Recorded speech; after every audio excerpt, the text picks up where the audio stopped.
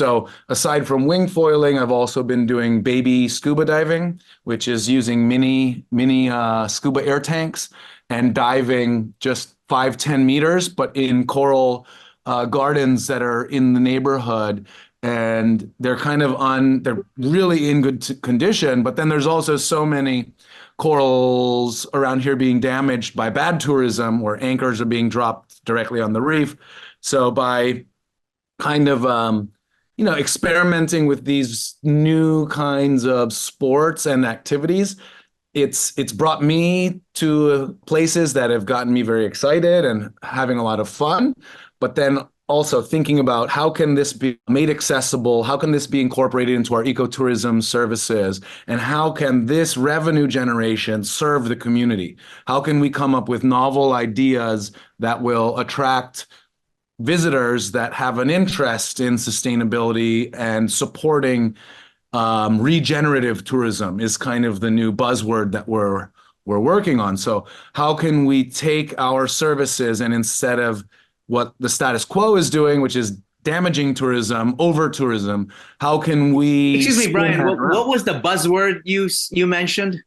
Regenerative tourism. Oh, regenerative tourism. I see. Okay. Yeah, so like so what do you mean by that? Becomes regenerative, meaning part of the proceeds of our services will go into supporting the solid waste management because there's a trash problem, right? There's plastic on the beaches.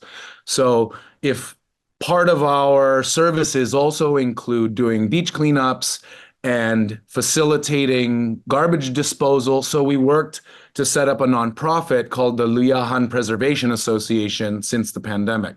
And what we've been able to achieve there are regular beach cleanups, beach marshal service that constantly does cleanups. And this is run by the local communities. And then we've established solid waste management, so dump truck hauling. Before, everyone was just burning and burying their trash in our neighborhood.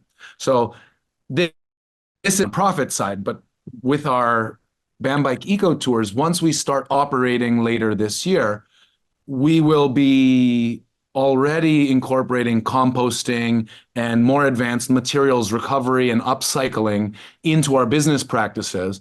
And so that's the way in which, by operating our services, we will be able to afford the manpower needed to do these things, which otherwise would previously be considered costs, right? But for us, since we incorporate them as normal operational expenses, that turns this tourism model into something that can help improve soil quality, clean up the plastic from the beaches, teach people about these things, and incentivize locals to participate in tourism.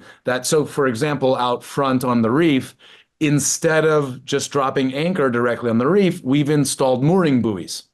The problem is the local tourism community isn't used to doing that, and there aren't enough mooring buoys yet. So we just submitted a UN grant application for the ASEAN Blue Innovation Challenge to deploy more buoys and to run workshops to teach the stakeholders, which are the local boatmen and the local tour guides, how to slowly not stop what they're doing, but do it in a way that's not destructive.